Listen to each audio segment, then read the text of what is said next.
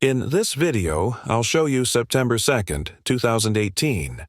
Auditor Anselmo Morales-Torres was filming the National Guard Recruiting Center in Cranston, Rhode Island, from a public sidewalk where he was initially contacted by Cranston police officer Andrea Camella. "I'm all right. Put it for you if you want. What are you doing over here?" "Just videotaping." "What are you videotaping?" "Facility." "Why are you videotaping the facility?" "It's my own purposes." "So, what's going on?" "I don't answer questions." "Do you have any idea, anybody?" "I don't answer questions." "Okay, we got a call for a suspicious person." "Okay, because this is kind of suspicious behavior."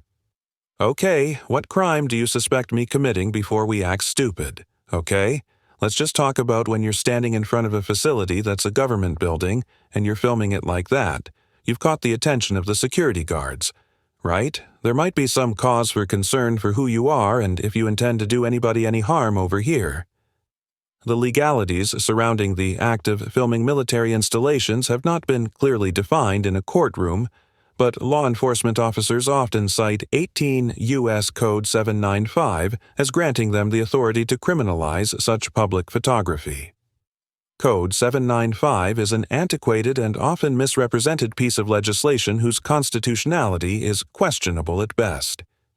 I have made a video that explores Code 795 and its relationship to the Homeland Security's Operational Readiness Memo from 2018 in more depth, which I will link in the info card above. Filming a public facility from a public sidewalk is not a crime, and although it may be considered suspicious, it does not warrant the presentation of identification. Even in stop and identify states like Rhode Island, officers must be able to articulate a specific crime that they suspect is being, has been, or will be committed, before a citizen is required to present ID. "Well, I have no ill will." "All right, well, I can't take your word for it." "Okay, so what I'm going to do is I'm going to ask you to identify yourself. Well, do you know that I am... We're standing in a public property, and unless I understand, I'm investigating something right now." Okay. So am I. What are you investigating? I'm a private investigative journalist gathering content for a story. And you should know that unless I'm being suspected of a crime, I don't have to provide ID. Well, until I can determine that you are not committing a crime, I'm going to ask you for your ID. Article 11 of the Universal Declaration of Human Rights, which was adopted by the General Assembly of the United Nations in 1948, declares that the presumption of guilt is a denial of an international human right. The presumption of guilt is the principle that a citizen is considered guilty until proven innocent. All courts, both national and international, operate under the legal doctrine of innocent until proven guilty. Presumption of guilt shifts the burden proof onto the defendant, who must then prove their innocence in order to achieve acquittal, and is contrary to the very fabric of both American and international freedom. Officer Camella admits that she doesn't know whether or not Mr. Morales-Torres is committing a crime, but will detain him until he proves his innocence to her, therefore presuming that Mr. Morales-Torres is guilty of something and shifting the burden of proof onto the defendant. Well, I think I'm going to have to decline to that, ma'am. Do you have a... What's your name and badge number? You can decline. It's on my chest. What's your name? I don't see your name in your chest. Well, you haven't identified yourself to me either. So I don't have to, ma'am. You're a government official. You're entitled to identify yourself. Fantastic. What's your name and badge number? If you do not identify yourself to me, yes. and we continue to do this, yes. Can you tie me up? Yes. Okay. Let's not make a bigger thing than we have to. It's not. I'm just doing a lawfully protected. Can you identify yourself as a journalist then? I don't have to, ma'am. This is the United States of America. No, I don't, ma'am. I think you need to review the laws. Maybe you need to review the laws. Nope. Maybe you need to review the laws, ma'am. Okay. What's gonna happen? Do you have a supervisor? What's gonna happen is you're gonna identify yourself. If you choose not to identify yourself, because now I've asked you about 4 times already. Not gonna happen.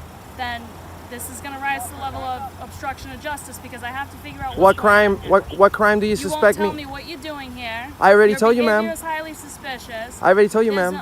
No, you're not explaining. Can I speak to your supervisor? If you simply identify yourself, well, ma'am, and explain what's going on here, then we don't have an issue. I already but I'm told gonna you. start to get aggravated Well- if you take up more of my time today. Do you understand? Officer Camella listed as her reasoning for demanding ID were criminal acts, and none of those things constitute obstruction of justice. Ma'am, okay, you're taking time for yourself. I'm a public citizen. I'm on a public sidewalk regarding a recording, a public building. Unless you're suspecting me of committing any crimes. Then I suggest for you to treat me. Ma'am, don't put your hands on me. Ma'am, don't put your hands on me. Why are you, ma'am? Why are you? Am I being detained? Ma'am, I do not consent to any seizures or searches. I do not consent to any seizures or searches. On the basis of Code 795, it could be argued that Officer Camilla does have reasonable suspicion that a crime is being committed. And most lower courts would probably rule that conducting a Terry frisk on Mr. Morales Torres was within her authority. Whether or not Code 795 would serve as justification for a Terry frisk in a higher court is debatable, and given that Code 795 has not been successfully challenged beyond a district court, there is no ruling or legal standard which limits the scope of the code. Although there have been multiple cases which challenge Code 795, the federal government's willingness to settle cases outside of the courtroom have left the ambiguous nature of the code untouched. For more details about the legal battles associated with Code 795, check out the video I linked earlier in this episode. What crime do you suspect me of committing? What time? What crime? I'm not asking you, I'm telling you. This is an illegal detention. What you're doing right now, yes, it is, because I am a private citizen, gathering content for a story and you guys are harassing me. I will file a formal complaint on you, ma'am. I guarantee you're going to leave here before I do and you're not going to get my ID. I guarantee. And you're burning me with your engine. You're burning me with your engine in my hand. Can I call you? I have a seat right now. I'm not having a seat. I am. I am a private citizen. You guys understand. You guys are violating my rights. You guys are violating my rights. I have not crossed any. What's your name and badge number, sir? What's your name? Nobody's identifying themselves. I'm holding my phone because this is for my record. This is for my safety, ma'am. Hold your phone, have a seat. This is for my safety. Do you have any body cams? I have a seat. I cannot believe this. I cannot believe this. Have you failed to identify yourself as a government official? I demand for you to contact your supervisor right away. It is a common misconception that law enforcement officers are required to identify themselves by law. Although it is the policy of most police departments that their officers identify themselves when asked, there is no legal action that can be taken against an officer who refuses to identify. Contacting a supervisor works much the same way. Although it is a good idea to ask for a supervisor, officers are under no legal obligation to contact a supervisor upon request. Supervisors do not have any more legal authority than patrol officers, but they are sometimes more knowledgeable about the relevant codes and statutes. I'm her supervisor. You're her supervisor, sir. What's your name and badge number, sir? That's 422. You can read it yourself. Okay, and what's your last name, sir? Listen to me. What are you doing here today? Sir, well, right now what we're doing is wasting our taxpayers' money and harassing good citizen that's only gathering some content for a story. There's no reason for you guys to put your hands on me and search me and do what you do because this is not Nazi Germany. This is the United States of America. And I will be filing a formal complaint on you and you will be hearing from me. I promise. Sir? Do you have an ID on you? Sir? I do have an ID. I don't have it on me, and with all due respect, you should know that unless I'm being suspected of a crime, I do not have to provide that information. On the other hand, you guys have failed all to provide me with your name. Where'd you park your vehicle? Ma'am, that's none of your concern. No, it really is my That's concern. none of your concern. Exactly my This is the concern. United. You guys do, listen, you guys do whatever you guys want. They have to do then. Sir, what's your name? I'm not answering questions. I've asked him 20 times. Okay. We can do this very simply. We just want to make sure Verify who you are, okay? What you're doing is engaging in suspicious activity. We got called here. So I'm being detained. We're Yes. talking Am to I you. being Yes. detained? Yes. Yes, you're being Under detained. suspicion of what crime? The supervisor reinforces the fact that these officers are operating under the presumption of guilt and are not able to articulate a crime that has been committed.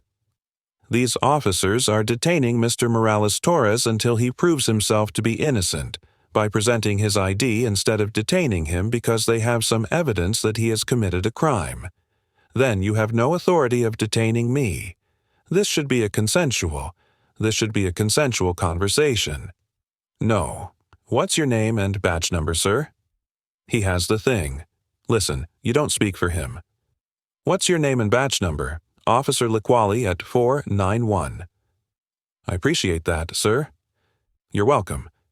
Okay, so listen, I'm asking what your name is, okay? Not gonna happen. So you guys go ahead and do whatever you need to do. I'm not gonna answer any more questions. I will be contacting my lawyers for what you guys just did to me. This is invasion of my privacy. This is invasion of my rights. You guys are putting your hands in my pocket. I did not consent to any seizures or searches, and you guys will be hearing from me. I promise you. I promise you. I promise all of you. Thank you for identifying yourself, sir. The only one that's done it since I've been here. I've been illegally detained for absolutely no reason. And this lady right here, which I don't know her name yet. 516 will be hearing from me, and I'm sure you guys have a captain for the internal affairs that's going to want to have a talk about this. I promise you. I promise you. You have illegally detained me. You put my hand in that burning hood, you're going to hear from me. I think you like this attention, right? No, you guys are wasting our money. You guys work for the people. You're wasting my time. No. Well then leave. You're free to go. You're dismissed. Because what? We pay for your salary, and you need to stand away from me because you pay your salary? As far as I know, we pay for your salary. You'd be free to leave if you were willing to. I will be free to leave, and I'm not going to comply with you because you are a jerk, okay? Yes, there's other ways of approaching people, and I'm not a fucking criminal for you guys to be treating me like this, okay? Well, apparently you would do the same thing if somebody approaches you demanding stuff from you after you haven't done absolutely nothing. They have legitimate concerns about why you're over here. According to the Code of Federal Regulations, a restricted area requires limited access and a high degree of security protection. No publicly accessible sidewalk meets the legal definition of a restricted area, and no citizen who chooses to walk down a sidewalk should be inadvertently subject to the jurisdiction of a nearby restricted area. The notion that Mr. Morales-Torres presents a security.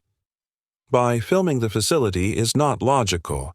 Any information that Mr. Morales-Torres could gather through filming the facility is readily available online, and the exact location where Mr. Morales-Torres was contacted can be found on Google Maps. Whatever concerns, and you guys should be professional enough to post up over here and ask people whatever it is that you need to ask in a nicely manner, not aggressive manner like the unidentified officer over here does.